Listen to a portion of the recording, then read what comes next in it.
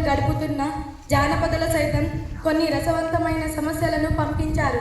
మీరు వాటిని రసవత్తరంగా పూరించి నేటి భువన విజయం రంజింపజేయండి. ఇక ఆంధ్ర భాష మా తల్లిని స్తుతిస్తూ సమస్యలను దత్తపదులను పూరించి ఆదు కవిష వినోదాన్ని సాగిద్దాం. మీతో ప్రారంభించాలని నా అభిలాష. మీ ఆలోచన నిజమే పెద్దనామత్య, కానీ ప్రభువుల ఏలుబడిలో ఎన్నో భాషలు ఉండగా తెలుగు భాషపై ఇంత మక్కువ చూపడానికి గల కారణమేమిటో?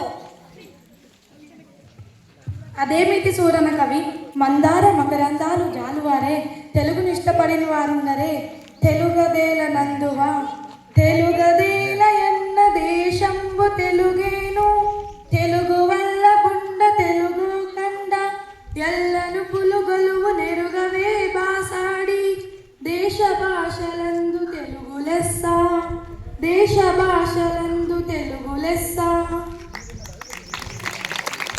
మరి ఇంతటి మన తెలుగు భాష మీద ఎవరికైనా ఎందుకు మమకారం ఉండదు? పెద్దనార్య, కవులారా, మేము తర్వాత పద్యమును పూరిస్తాం. ముందు మీరంతా పద్య పూరణకు పూనుకోండి. చిత్తం రాజేంద్ర, మీ అభిప్రాయమే శిరోధార్యం. పెద్దనామాత్య, నీ పద్య పూరణకు సమస్య ఎదిగో. అగ్రజానుజులైరి రనుజాగ్రజులుగా, అగ్రజానుజులైరి రనుజాగ్రజులుగా. ఆహాహా, ఏమి సమస్య? అన్నాదమ్ములు తమ్ముడన్నలయ్యారు. ప్రభు, నా పూరణ ఇదిగో. పుష్యమిన్ భరతాఖ్యుడు పుట్టినాడు, మనసి లక్ష్మణ దాశ్లేష పుట్టినాడు, భరత లక్ష్మణ క్రమమిది అరసి చూడ, నగ్రజానుజులై రనుజాగ్రజులుగా, నగ్రజానుజులై రనుజాగ్రజులుగా. కానీ లోక వ్యవహారం రామ లక్ష్మణ భరత శత్రుఘ్నులు అని ఉంటుంది.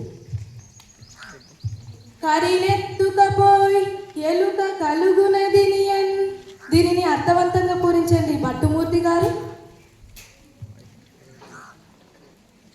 పల్లె జీవనకు సుపరిచితమైన చక్కని సమస్యనిచ్చారు మహారాజా.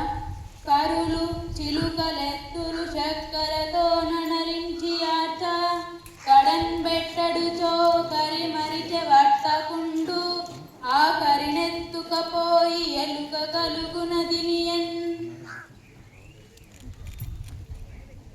ఆహా, ఎంత అద్భుత పూరణ! ఎలుక ఏనుగును ఎత్తుకొని పోగలదా? ఆ ఏనుగు రంధ్రంలో పట్టిన ఆహాహా, ఏనుగులు, చిలుకలు, ఎద్దులు మొదలైనవి చక్కెరతో చేసిన బొమ్మలు. వీటిని వ్యాపారి పగలంతా అమ్మాడు. సాయంత్రానికి అన్ని ఎత్తిపెట్టి ఒక్క ఏనుగు బొమ్మ మర్చాడు. దీనిని ఎలుక రంధ్రంలోకి విడిచిపోయిందన్న మీ భావం వీణుల ముందుగా. బహుబాగు. కృతజ్ఞతలు మహారాజా. ముద్దు పలుకుల ముగ్గు తిమ్మన్న కవి, అందుకోండి. గాడిద ఏడ్చెన్ గదన్న ఘన సంపన్న, దీనిని పూరించండి. రాజశేఖర, మానవులలో ఆడిన మాటలు తప్పిన వారు కొందరు ఉన్నారు. జంతువులలో దీన్ని చూడలేం. అయినా దైవ కృపతో పూరించదను. ఆడిన మాటలు తప్పిన గాడిద కొడుకంచు తిట్టగా విని, అయ్యో వీడా నా కొడుకని ఒక గాడిద ఏడ్చెన్ గదన్న ఘన సంపన్న. లౌకిక జీవన గమనంలో గ్రామీణుల దూషణను, ఆడి తప్పిన జనుల హీన స్వభావాలను తెలుపుతూ మాట నిలబెట్టుకోవడం విలువను చాటారు. ఆడి తప్పే మనిషిని గాడిద కొడుకని తిట్టినప్పుడు విశ్వాసానికి మారుపేరుగా నిలిచిన జంతువు గాడిద ఏడ్చిందన్నారు. దీనిని చెప్తూ దృష్టాంత రూపంలో సాగిన మీ పూరణ బల.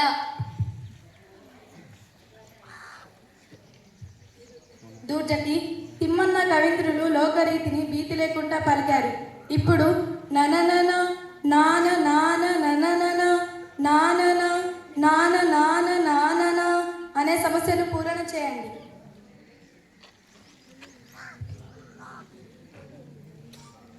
ప్రభు, అక్షర విన్యాసం తప్ప అర్థం లేని సమస్య ఇచ్చారు. అయినా చక్కని పూరణ కావిస్తాను. నేను నేను నిన్ను నిన్ను నేను నిన్ను నిన్ను నేను నిన్ను నిన్ను నిన్ను గని లయతాల సంగతుల గానకల పరిపూర్ణ మానసమ్మున పలుకుని రాగముల మోదమల్లచు పల్కునిట్టులన్ నననన నాన నాన నననన నననన నాన నాన నననన. ఘడ శ్రీకాళహస్తీశ్వరుని వరప్రసాదం కవిత్వంగా పొందిన దుర్జటి భువన విజయ కవులను చూసిన జానపదుల మన కవుల కావ్య సాహిత్యాన్ని మన సభ గొప్పతనాన్ని గూర్చి పొలంలో పనులు చేసుకుంటూ కూడా లయతాళానికి అనుకూలంగా మిక్కిలి సంతోషంతో పుని రాగాలను అల్లుకునే స్థితిని కళ్ళకు పట్టింది. పనిలో పాటలతో పాటు పద్యాలను పాడుకునే వైఖరి అద్భుతం, మహా అద్భుతం. అవునవును, జానపదుల సొత్తు జానపదం సత్యం చెప్పారు రామకృష్ణ. తదుపరి మీదే మీ పదగుంపనాన్ని మేమెరుగుదుము. మేక మరియు తోక ఈ రెండు దత్త పదాలతో ఒక సీస పద్యం చెప్పండి. మమ్మేలిన దేవరా, నన్ను ఆదేశిస్తే కాదంటానా? ఆలకించండి మహాప్రభు. మేక తోకకు మేక తోక మేకకు మేక తోకకు తోక తోక మేక మేక తోకకు మేక తోక మేకకు మేక మేక తోకకు తోక తోక మేక మేక తోకకు మేక తోక మేకకు తోక మేక తోకకు తోక తోక మేక మేక తోక తోక తోక తోక తోక మేక మేక తోక తోక తోక తోక తోక మేక మేక తోక తోక తోక తోక తోక మేక మేక తోక తోక తోక తోక తోక మేక. సామాన్యుడు కాదు రామకృష్ణ. ఏమేమి మేకల కాపరి అడవికి మేతకై మేకలు తీసుకొని పోతున్నాడా? ఒక మేక ముందర పోతుందా? ఆ మేకకు తోక ఎనుక బాగాన ఉంటుందా? ఆ తోక వెనుక మరొక మేక ఉంది. ఇలా మేకలు పోతున్న మందను మేక తోక అన్న దత్త పదాలతో చిక్కగా చెప్పారు. మరి అందుకే మీరు వికట కవి అయ్యారు.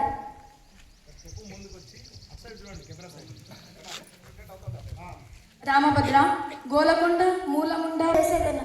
ఓయి కురు రాజా, నీ కొడుకు తగుల కొండవలి నుండు వినుమూలముండదింక పండనమ్మున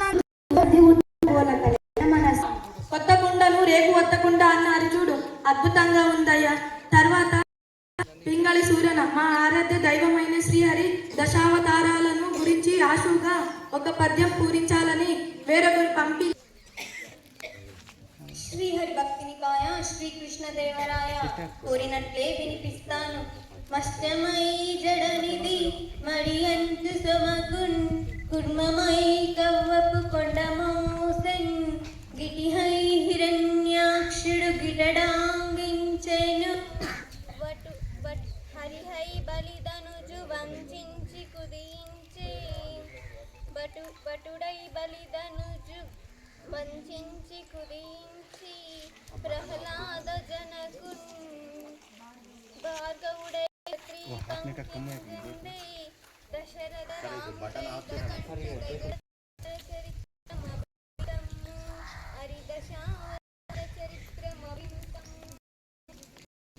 తారాన సోమకాసుని చంపాడు.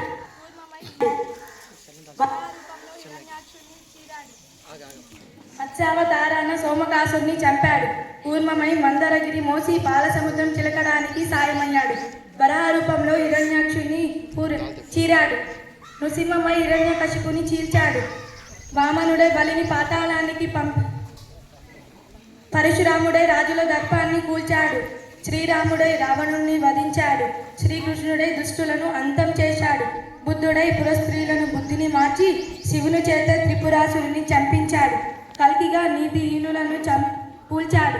దశావతార కార్యకారణాలలో మనోహరమైన సీసంతో సభాసదులుగా అలరింపజేశావు. నీ అభినందన స్పందనకు దారిలో ఒక జానపదుడు ఒక సమస్యనిచ్చాడు. మీరు అనుమతిస్తే మీకు ఇస్తాను. సభారంలో మీకు మాటిచ్చాను కదా, కానివ్వండి, సమస్యను అందివ్వండి. ప్రభు అందుకోండి. అందరు నందరే మరియు నందరు నందరే అందరందరే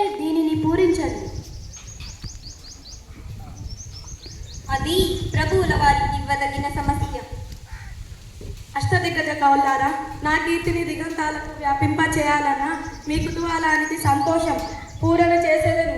సంతోషం ఆలపించండి. కొందరు పాండితీధనులు, కొందరు నాగరకుల్ వదావదుల్, కొందరు చాతురీ ప్రియులు, కొందరు నీతికి భూతికి సిద్ధాస్తులు, కొందరు నాయకుల్ మరియు కొందరు గాయకుల్, అందరు నందరే మరియు అందరూ అందరే, ఎందరందరే.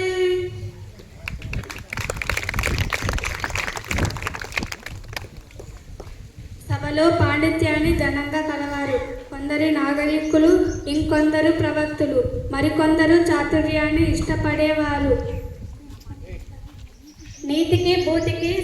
నీతికి భూతికి నిలయమైన వారు కొందరు నేతలు మరియు గాయకులు. ఇలా సభలోని వారు నిర్దేశించి చెప్పారు. దీనిలో మన రాజ్యంలోని ప్రజల సాహితీ సామర్థ్యాలను గుర్తు చేస్తూ అందరూ అందరే అనడం వలన ఎవరికి వారే గొప్ప అని అర్థం. కవి పండితులారా, మీ సమస్య పూరణలు పద్యగానంతో మా మనసెంతో మురిసింది. సభికులకు కృతజ్ఞతలు. స్వస్తి.